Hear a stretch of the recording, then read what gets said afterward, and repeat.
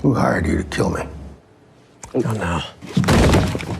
Mia and Michael, I want to start with you. You guys are the new kids on a Wes Anderson project. What does that feel like? Because I feel like his crew, his cast, Benicio, you know this from French Dispatch, they're all so tight. So can you talk to me about getting acclimated with Wes as a director and then his fellow cast? Well, I mean, you're not treated like an outsider. I mean, everybody's very gracious, and there is a sort of familiar atmosphere, which is just nice to step into, you know, and you're folded right into it.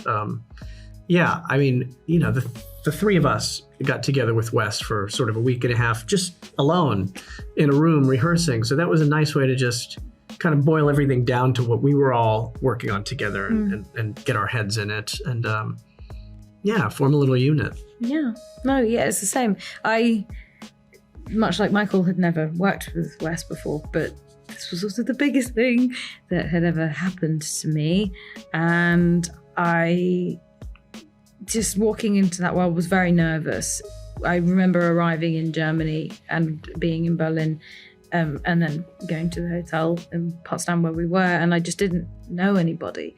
And I remember going downstairs for lunch just on one of the sort of early days of just being there. And I remember sort of having that moment of thinking, okay, I think this is going to feel a bit like big school. I'll just sit in the corner on my own. I don't have a clan yet. And then I walked in and the grip team was there and the camera team was there, and they all went, oh my God, oh Mia, oh, it's so lovely to meet you. Come sit with us. And so they just sort of folded me in.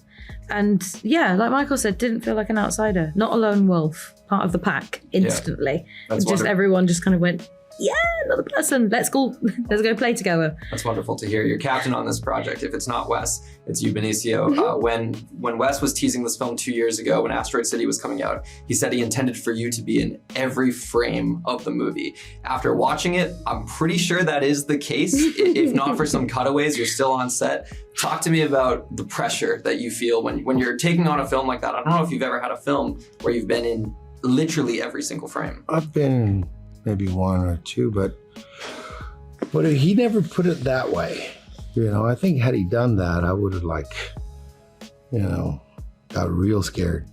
I was scared, but not that scared. But yeah, I think, but the script was so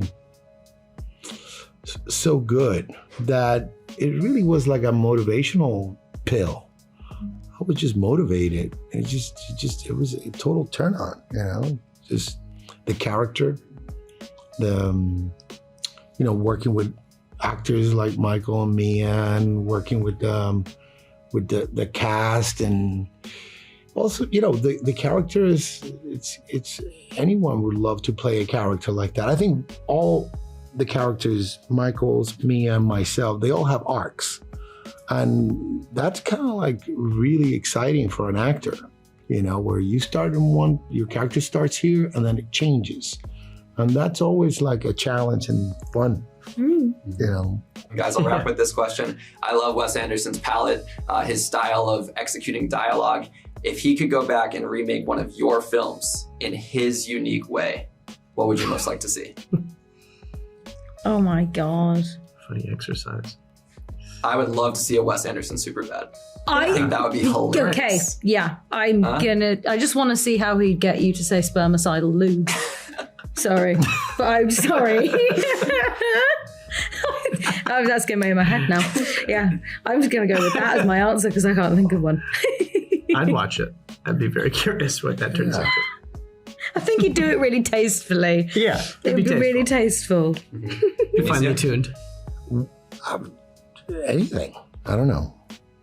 Right. Like one of my movies. Fear and Loathing. One of your movies that Fear and Loathing. He didn't direct. Fear and Loathing. I'd like to see. Yeah, Fear and Loathing.